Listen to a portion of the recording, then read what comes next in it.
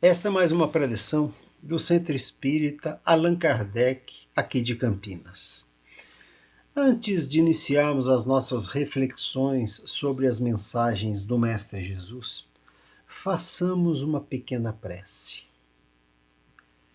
Que a paz e a serenidade do Mestre Jesus esteja com cada um de nós.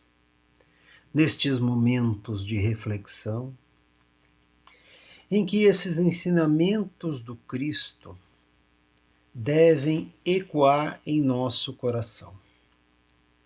Que tenhamos o amparo da espiritualidade, para que essa mensagem do Mestre Jesus seja um farol forte na vida de cada um de nós. Que nós tenhamos sabedoria para conduzir as nossas ações, sempre pautados nas mensagens do Mestre Jesus. Graças a Deus. Essas palavras de conforto que nós temos no Evangelho são um bálsamo que nos permite momentos de muita reflexão e de muita paz, para que nós tenhamos uma encarnação tranquila, serena e com a nossa evolução. Nessa semana, nós vamos analisar o capítulo 17 do Evangelho segundo o Espiritismo. Uma tarefa não muito simples. O título deste capítulo é Sede Perfeitos. Vamos analisar e tentar entender o significado, segundo nós, da doutrina espírita, do Evangelho segundo o Espiritismo, até que ponto podemos chegar nesta perfeição, nesta encarnação. O Evangelho do Mestre, com estas explicações, nos colocam em condições de entender qual é a nossa capacidade nesta encarnação para que nós tenhamos o melhor proveito possível. Como perfeição, nós temos o modelo máximo, que é Jesus. E essa perfeição de Jesus, nós teremos aí ainda mais encarnações para chegarmos. Mas estamos no caminho. Para nossa elevação moral, devemos ser pessoas de bem, e neste capítulo são elencadas alguns pontos importantes para as nossas reflexões. Por fim, analisamos as parábolas do Mestre, que sempre são aquela forma didática que o Mestre Jesus utilizou para nos mostrar o caminho nesta encarnação. Vamos começar a nossa análise vendo o que está lá em Mateus, o Evangelho de Mateus, capítulo 5.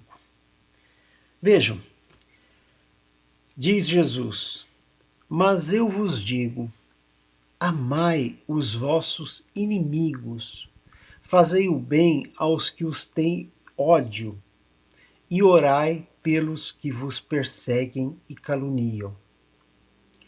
Porque se vós não amais senão os que vos amam, que recompensas haveis de ter? Não fazem também os publicanos desta forma? E se vós saudardes somente os vossos irmãos, que fazeis nisso de especial? Não fazem também assim os gentios?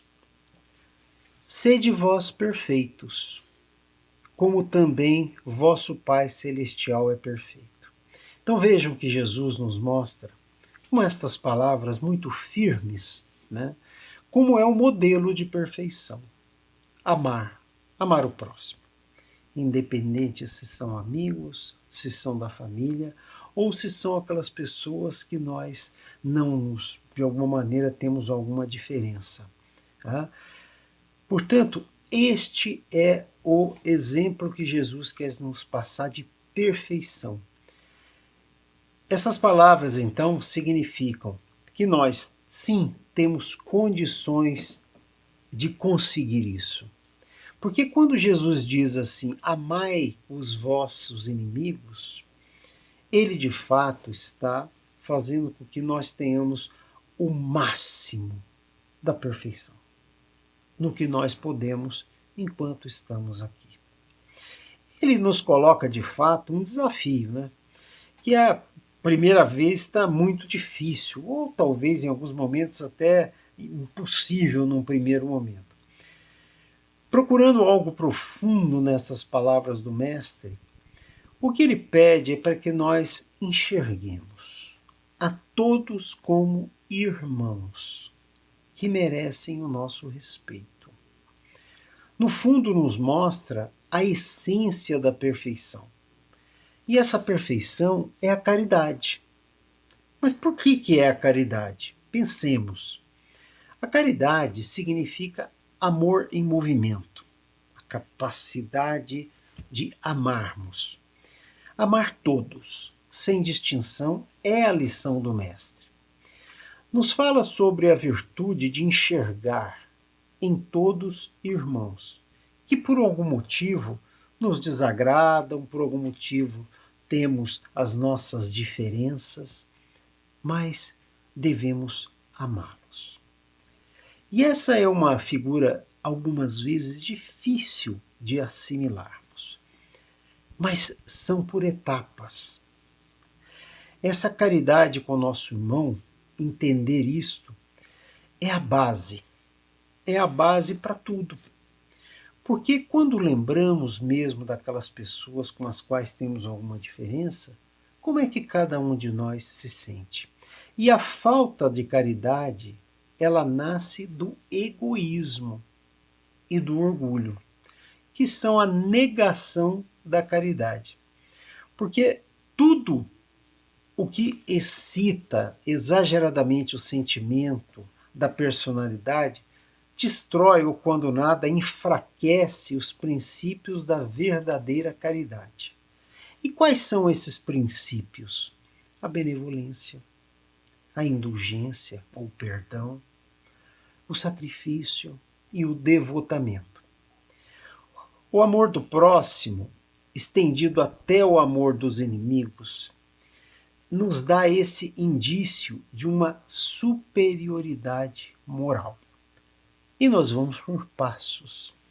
Primeiro não pensando mal, depois entendendo uma parte positiva mesmo dessas pessoas, depois amando, ou seja, tendo essa capacidade de olhar para qualquer irmão com ternura, com benevolência, com capacidade de enxergar ali alguém que está no caminho, junto com nós.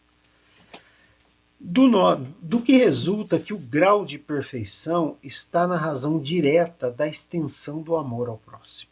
Então, isso nos dizem os Espíritos, lá no Evangelho segundo o Espiritismo, neste capítulo 17. E neste capítulo também, existe uma parábola muito interessante para que cada um de nós entenda em que ponto está. É a parábola do semeador. Porque todos nós temos condições de evoluir. Um pouco mais, um pouco menos, mas todos nós vamos estar evoluindo sempre, né? Nós temos essa capacidade e esta encarnação tem este papel, esta finalidade.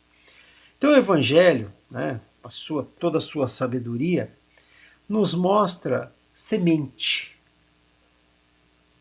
Como se nós tivéssemos essa capacidade de fazer nascer em nós essa beleza que é o princípio colocado por Jesus. Está lá em Mateus capítulo 13. O mestre utiliza essa parábola do semeador para uma autoanálise. Para cada um de nós, faça esta análise. Vejamos aqui essa passagem lá, que está em Mateus. Eis que saiu a semear, e quando semeava, uma parte das sementes caiu junto da estrada, e vieram as aves do céu e comeram-na. Outras caíram em pedregulhos, onde não tinha muita terra, e logo nasceram. Mas saindo o sol, a queimou, e porque não tinha raiz, se secou. Outras sementes, igualmente, caíram nos espinhos, e cresceram os espinhos, e estes afogaram. Outro, enfim, caiu em boa terra, e dava fruto. O mestre, com isso, fechando essa parábola, ele mostra que cada um de nós é um tipo de terreno. Certamente nós queremos ser essa terra boa, essa capacidade de assimilarmos tudo que o Mestre Jesus nos ensina e com isso aplicar na nossa vida. É isso que cada um deseja. Agora, o Mestre, depois dessa passagem, ele explica cada um desses terrenos em que caem a semente. No caso, a semente são as passagens do Evangelho. Como é que cada um de nós está assimilando essas passagens? Porque continua o mestre dizendo: todo aquele que ouve a palavra do reino e não entende, vem o mal e arrebata. E o que se semeou no seu coração, este é o que recebeu a semente junto da estrada. Então aquelas sementes que caíram na estrada, as pessoas não entendem e não conseguem frutificar. Já aquelas sementes que caíram no pedregulho, são aqueles que ouvem a palavra e logo a recebem, até mesmo com gosto. Porém, ele não tem em si raiz. Antes é de pouca duração. E quando lhe sobrevém tribulação e perseguição por amor da palavra, logo se escandaliza. E o que recebeu a semente entre espinhos, este é o que ouve a palavra, porém os cuidados deste mundo e o engano das riquezas sufocam a palavra e fica infrutuoso. E aquele que recebeu a semente em boa terra, foi uma boa terra, este é o que ouve a palavra e a entende e dá fruto, ou seja, a aplica. Nós estamos num certo estágio de evolução e nós somos algum desse tipo de terreno. Certamente queremos ser terra boa, mas nem sempre conseguimos. Mas isso não deve servir de desânimo de forma nenhuma. É nessa busca permanente pela capacidade de entender a palavra de Jesus e aplicá-la no nosso dia a dia é que vem a nossa evolução.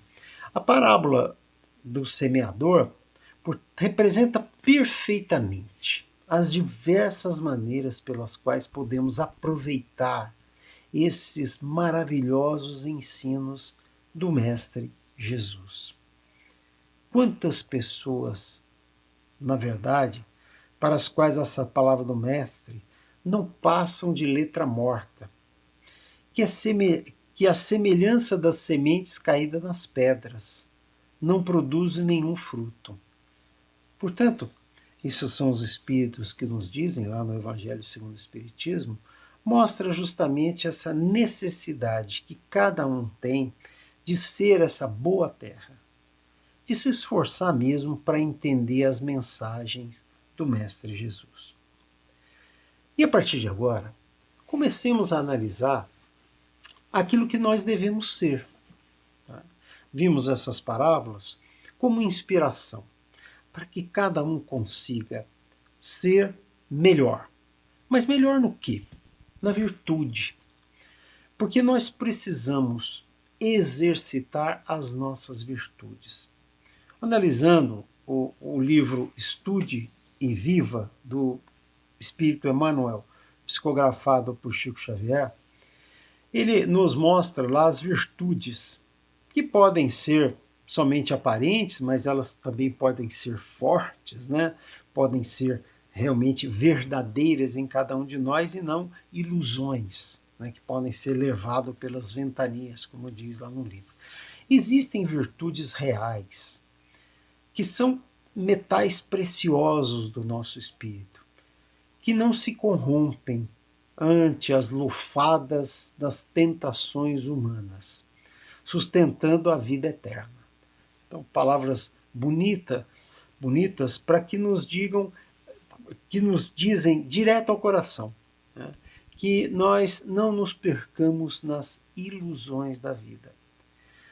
Todos nós já temos virtudes, nós já progredimos, né? Somos pessoas que já aprendemos bastante com a nossa vida, mas ainda precisamos aprender mais.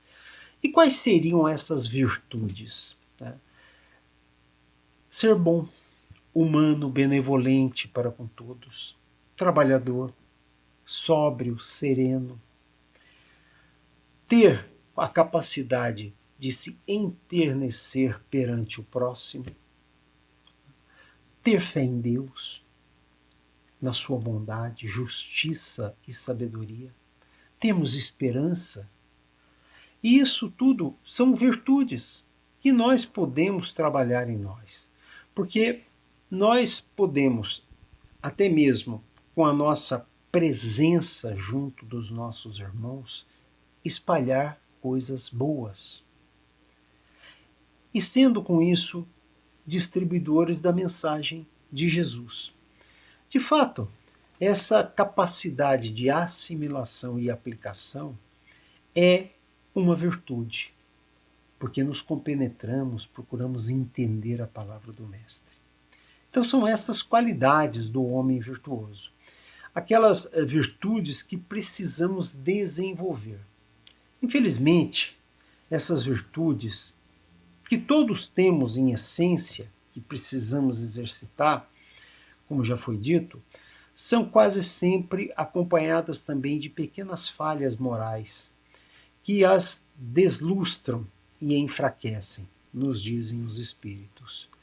Aquele que faz alarde da sua virtude, na verdade, não é virtuoso, pois lhe falta a principal qualidade, que também é uma virtude, a modéstia. E sobra-lhe o oposto da modéstia, que é o orgulho. Interessante notar que todos os homens virtuosos, eles mesmos ignoravam que eram virtuosos, dado esse desprendimento.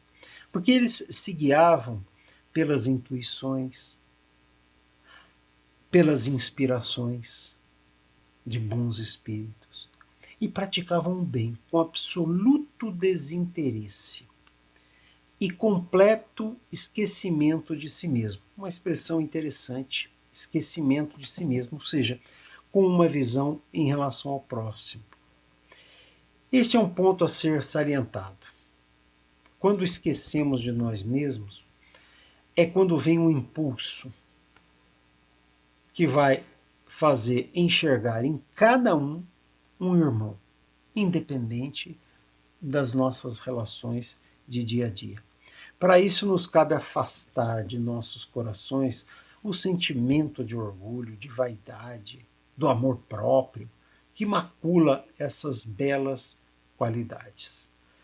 Vejam que são instruções dos nossos amigos espirituais, e essas são aquelas virtudes que precisamos ter, para que sejamos homens de bem. Os espíritos, lá na questão 625 de O Livro dos Espíritos, traz o nome do ser mais perfeito que já tivemos aqui, que foi Jesus. Essa é a perfeição moral que nós temos. E ele é sempre um exemplo, né? Ele sempre nos dá o caminho, o caminho para que cada um de nós consiga percorrer. Portanto, Deus nos ofereceu, né, o maior modelo possível. Vamos analisar Jesus, porque em tudo que ele nos apresenta, nos traz a certeza da justiça de Deus. Porque o verdadeiro homem de bem é aquele que entende e pratica a justiça de Deus. Ora, o que seria essa justiça de Deus? São as leis, o cumprimento das leis de Deus, as leis sempre permanentes em nossa vida, tanto as leis físicas quanto as leis morais. E Jesus nos trouxe estas leis morais, do amor e da caridade, em sua maior pureza. É aquele que interroga a sua consciência, aquele homem de bem. Ele consegue se questionar sobre os seus atos. Esse homem de bem, ele pergunta se de alguma maneira não cumpriu alguma lei moral, principalmente em relação ao próximo, né? Se não cometeu algum deslize com relação a algum irmão. Se fez tudo o que poderia ser feito em função do bem. É ter atenção em todos os nossos atos, pensamentos, tá? Porque tudo tem reflexo, tem efeito. Não se deixar escapar voluntariamente aí uma ocasião de ser útil. Nunca nós devemos fugir dessas situações. Sempre, qualquer um de nós pode ser útil para os nossos irmãos. E ele tem essa capacidade porque ele conseguiu absorver a mensagem de Jesus. E ter fé e esperança, né? Trazer para o presente coisas positivas em relação ao futuro. E por isso coloca os bens espirituais acima dos bens temporais e materiais. Então vejam a importância dessa visão do espiritual. Somos espíritos que usamos um corpo, que usamos a matéria para a nossa evolução. As dores da vida, tá? Elas vêm na direção de nos melhorar. Algumas vezes as coisas não acontecem como gostaríamos, mas a justiça de Deus está sempre presente. O que nos acontece é para o nosso bem. Porque nós estamos num mundo de provas e expiações. Aqui passaremos por essas questões que envolvem questões principalmente de relação com os nossos irmãos e a aceitação das coisas difíceis pelas quais todos nós passamos. Mas nós devemos aceitar tudo isso sem murmurar, sem reclamar. Tudo faz parte da justiça de Deus. Esse homem de bem, né, ele faz o bem pelo bem, sem esperar recompensa, sem ter barganha. Faço isso para receber aquilo. Não.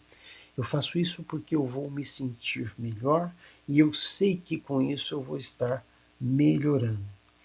E tem aquela passagem, né? Paga o mal com o bem.